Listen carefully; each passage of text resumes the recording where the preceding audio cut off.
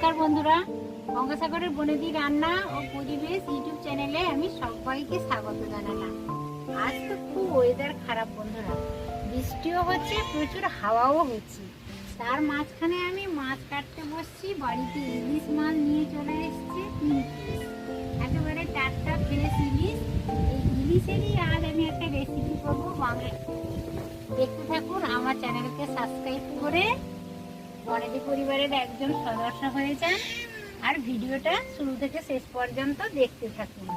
ইলিশ তো সবাই খেতে খুবই পছন্দ করে, আর বাঙালি বলে তো কথাই নেই, একেবারে জিভে জল চলে আসে। তো দেখতেই পাচ্ছেন ইলিশগুলো একেবারে ফ্রেশ টাটকা ইলিশ। এখন আমি ইলিশটা কেটে নেব, তারপর রান্নাটা করব। আর আমাদের বাড়ির টলু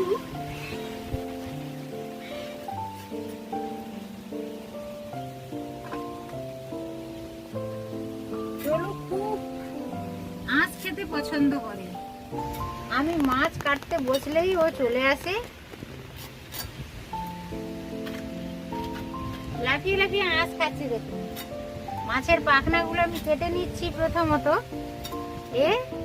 ছুটে ছুটে সব খেয়ে নিচ্ছি। এত আঁশ খেতে পছন্দ করে, পুরো রীতিমতো আমার সাথে ঝগড়াই করে আঁশ খাওয়ার জন্য। আমি সবসময় বসে এখানে মাছ কাটি, ও ঝগড়া করতে থাকে আঁশ খাবে বলে।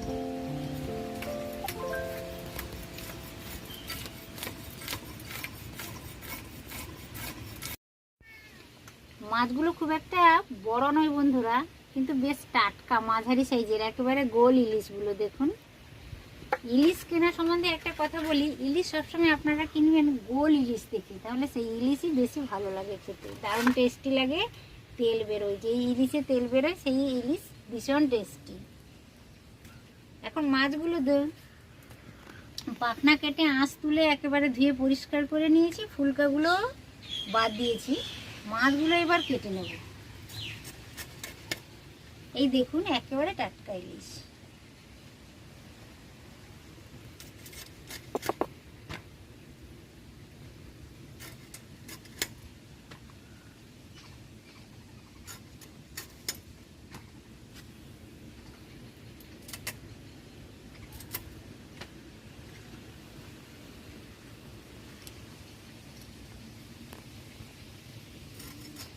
মাছগুলো সব কাটা হয়ে গেল, এবার রান্নার পালা। বন্ধুরা দেখুন, আমার মাছটা তো কাটা হয়ে গেছে। ইলিশ মাছটা টাটকাই আছে। ইলিশ মাছের আজ আমি টক বানাবো। আপনারা তো বিভিন্ন মাছের টক রান্না করে খান, ইলিশেরও টক রান্না করে খান। আজ আমি কিভাবে টক বানাই সেটা আপনাদের সাথে শেয়ার করছি। এই টকটা কিন্তু আমি অল্প, দেখুন, একেবারে নরম ঢেঁড়স কেটে নিয়েছি। ঢেঁড়স দিয়ে ইলিশের টক বানাবো। ইলিশগুলো যদিও একটু ছোট সাইজের ইলিশ, খুব একটা ছোট নয়। গ্রাম হিসেবে ধরতে গেলে 3টে ইলিশ কেটেছি, 750 গ্রাম রয়েছে। তো এখন চলুন আমি মাছে লবণ হলুদটা মাখিয়ে নিই আর ইলিশের টকটা রান্না করে নিই। তো ইলিশের টক রান্না করার জন্য খুব একটা বেশি কোনো কিছু মশলারই তো প্রয়োজন হয় না টকে, আর তাড়াতাড়ি রান্নাটাও হয়ে যায়। তো লবণ হলুদ দিয়ে দিয়েছি, এইভাবে ভালো করে ঘষে লবণ হলুদটা মাখিয়ে নেব। মাছে একটু আগে যদি লবণ হলুদ মাখানো যায় তাহলে মাছগুলো তরকারিতে খেতে বেশ ভালো লাগে। মাছে লবণ হলুদটা ভালোভাবে মাখিয়ে নিয়েছি। এই দেখুন, 5-7 মিনিটের জন্য রেখে দেব, তারপর রান্নাটা করব। আর এই দেখুন, একেবারে নরম ঢেঁড়স আমি এই 2 পিস করে কেটে নিয়েছি, একটা ঢেঁড়স। টকের জন্য সবসময় নরম ঢেঁড়স হলে টকটা খেতে ভালো লাগে। আর এই দেখুন, আমি পুরনো পাকা তেঁতুল অল্প নিয়ে নিয়েছি। আপনারা মাছের পরিমাণ অনুসারে তেঁতুলটা ব্যবহার করবেন। ইলিশের টকে সবসময় পুরনো পাকা তেঁতুল হলে ইলিশের টকটা খেতে বেশ ভালো লাগে। আপনারা চেষ্টা করবেন পুরনো পাকা তেঁতুল দিয়ে ইলিশের টকটা বানানোর জন্য। আর টক করার জন্য 4-5টা কাঁচা লঙ্কা নিয়েছি, একটা তেজপাতা নিয়েছি, 3টে শুকনো লঙ্কা নিয়েছি। এখানে একটা কথা আমি আপনাদের বলে দিচ্ছি, ইলিশের টকে অবশ্য আপনারা একটা করে তেজপাতা ব্যবহার করবেন। তেজপাতা যদি ইলিশের টকে ব্যবহার করা যায়, আমার শাশুড়ি মা, আমার ঠাকুমা, আমার মা, ওনারা বলতেন তো ইলিশের টকে সবসময় একটা দুটো তেজপাতা দিয়ে দেবেন, তাহলে খেতে ভীষণ ভালো লাগে। তেঁতুলটা নিয়েছিলাম পরিমাণ মতো, তেঁতুলে আমি অল্প জল দিয়ে দিলাম, তেঁতুলটা নরম হয়ে যাবে, ওই জন্য আগে থেকে একটু জল দিয়ে রাখলাম। আপনারা চেষ্টা করবেন পুরনো পাকা তেঁতুল, তাহলে টকটা বেশ ভালো লাগে খেতে, যথেষ্ট ভালো লাগে। ওভেনে একটা কড়াই বসিয়ে দিয়েছি, এবার আমি গ্যাসটা অন করলাম। আমি বেশিরভাগ রান্নাই আমার চ্যানেলের জন্য যে আমি রান্নাগুলো করে থাকি বন্ধুরা, বেশিরভাগ রান্নাই উনানে করতাম, কিন্তু উনানে এই বৃষ্টির জন্য জল ঢুকে গেছে, ওই জন্য গ্যাস ওভেনে বেশি, এখন পুরো রান্নাটাই গ্যাস ওভেনে করছি। দেখুন এই যে বৃষ্টি হচ্ছে, কড়াইটা মোটামুটি গরম হয়ে গেছে, আমি 1 টেবিল চামচ তেল দিয়ে দিলাম। দেখুন বন্ধুরা, তেলটা বেশ গরম হয়ে গেছে, ধোঁয়া উঠতে শুরু করেছে, এর দ্বারা বোঝা যাচ্ছে যে তেলটা বেশ ভালো গরম হয়ে গেছে। এই পজিশনে আমি মাছগুলো ভেজে নেওয়ার জন্য তুলে দিলাম। ইলিশ কিন্তু কাঁচায় ইলিশ রান্না করলে টক ভীষণ ভালো লাগে, কিন্তু আমার ছেলে আবার কাঁচা ইলিশের টক খেতে পছন্দ করে না, ওই জন্য আমি ইলিশটা হালকাভাবে অল্প অল্প করে মাছ দিয়ে ভেজে নেব, ভেজেই টকটা বানাবো। আপনারা চাইলে টকটা কাঁচা ইলিশেও রান্না করতে পারেন, লবণ হলুদ হালকা সরষের তেল মাখিয়ে নিয়ে কাঁচাভাবে রান্না করতে পারেন, টকটা বেশ ভালো লাগবে খেতে। আর আমি যেভাবে করছি এভাবে করলেও ভালো লাগে খেতে, কোনো অসুবিধা নেই, একেবারে হালকাভাবে ভেজে নেব। সর্বদা আপনারা যারা কাঁচা রান্না করবেন তারা কাঁচাই রান্না করবেন, লবণ হলুদ আর সরিষার তেল মাখিয়ে, আর না হলে যারা ভেজে রান্না করবেন ইলিশটা সবসময় একেবারে হালকাভাবে ভাজবেন, তাহলে ইলিশটা খেতে বেশ ভালো লাগবে। তো 4 পিস আমার ভাজা হয়ে গেছে, একেবারে অল্প করে ভেজেছি, এরপরে আর কয়েক পিস ছিল সেটা ভেজে নিচ্ছি। দেখুন আমি 1 টেবিল চামচ তেল দিয়েছিলাম, কিন্তু ইলিশ থেকে কতটা তেল বেরিয়েছে দেখুন বন্ধুরা। যেই তেলে ইলিশে তেল বেরোয় সেই ইলিশই খেতে সবথেকে বেশি ভালো লাগে।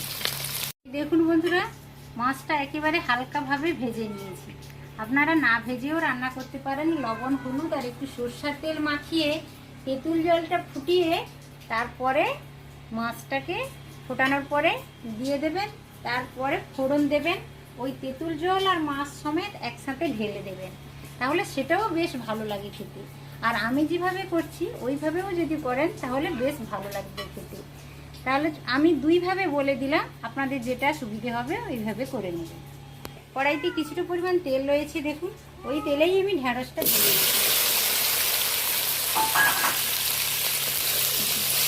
ইলিশে টক রান্না করার সময় যদি অল্প ঢ্যাঁড়স দিয়ে রান্না করা যায় বন্ধুরা, তাহলে বেশ ভালো লাগবে খেতে। আপনারা একবার হলেও এইভাবে ইলিশের টকে ঢ্যাঁড়স অল্প দিয়ে রান্না করে দেখবেন, দারুণ লাগে খেতে। অবশ্য ঢ্যাঁড়সটা একটু নরম হলে খেতে বেশি ভালো লাগবে।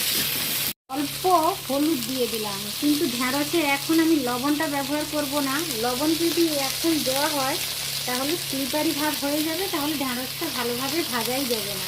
আপনারা এই টিপস মেনে ঢ্যাঁড়সটা ভাজবেন, প্রথমত লবণটা ব্যবহার না করে পরে লবণটা ব্যবহার করবেন। এখন ঢ্যাঁড়সটা বেশ হালকা ব্রাউন কালারের করে আমি ভেজেই নিলাম। অল্প ঢ্যাঁড়স ব্যবহার করছি, খুব একটা বেশি ঢ্যাঁড়স আমি নিইনি, 200 গ্রাম মতো ঢ্যাঁড়স নিয়েছি, এটা আমার বাগানেরই ঢ্যাঁড়স আপনাদের দেখিয়েছি। এটা এক সাইডে আমি রেখে দিয়েছি, এবার আমি ফোড়ন দেব। 1 টেবিল চামচ তেল দিয়ে দিলাম, এর জন্য ছোটো চামচের 1 চামচ আমি 5 ফোড়নই ব্যবহার করলাম। ইলিশের টকে 5 ফোড়নটা খেতে বেশ ভালো লাগে। 2টো শুকনো লঙ্কা দিয়ে দিলাম, আর একটা তেজপাতা ছিঁড়ে দিয়ে দিলাম। গ্যাসের ফ্লেমটা একেবারে লোই আছে, লোতে আমি ফোড়নটা তেলের সাথে নেড়ে চেড়ে নিচ্ছি। একটা ফোড়ন থেকে দারুণ সুন্দর গন্ধ চলে আসছে। এবার ঢ্যাঁড়সটা ফোড়নের সাথে ভালো করে নেড়ে চেড়ে নিলাম। লবণটা দিয়ে দিলাম। প্রথমত আমি লবণ ব্যবহার করিনি, যেহেতু স্লিপারি ভাব বেরিয়ে যায়, ভালোভাবে ভাজা যায় না, ওই জন্য এবার আমি পুরো লবণটা দিয়ে দিলাম। লবণটা দেওয়ার পর আবারও ভালো করে নেড়ে চেড়ে নিচ্ছি 2-4 সেকেন্ড।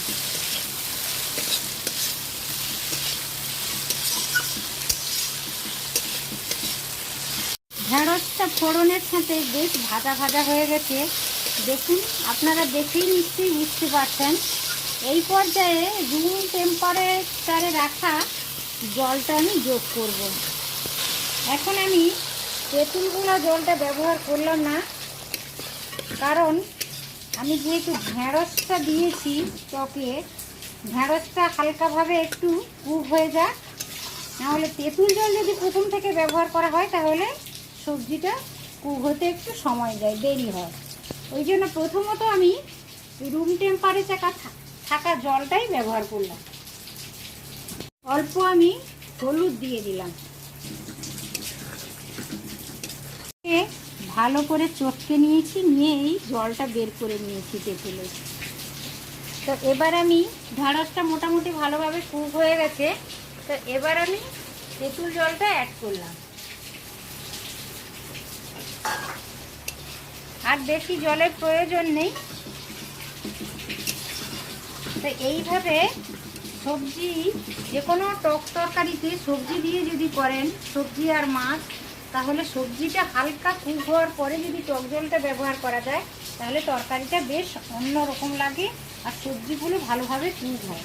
আর না হলে টক জল পাওয়ার পরে সবজিগুলো একটু শক্ত থেকে যায়। এইভাবে করবেন আপনারা, খুবই ভালো হবে। এই দেখুন, টকটা বেশ ভালোভাবে ফুটে গেছে, টকের একটা সুগন্ধও চলে আসছে। এই পর্যায়ে হালকা ভেজে রাখা মাছগুলো দিয়ে দেবো।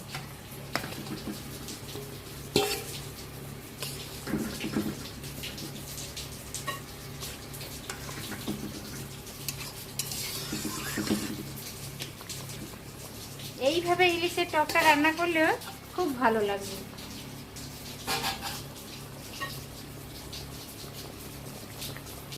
এই পর্যায়ে টকটা ভালোভাবে ফুটে গেছে, মাছও যোগ করে দিয়েছি। এই পর্যায়ে দেখুন, আধা চামচ আমি চিনি অ্যাড করলাম।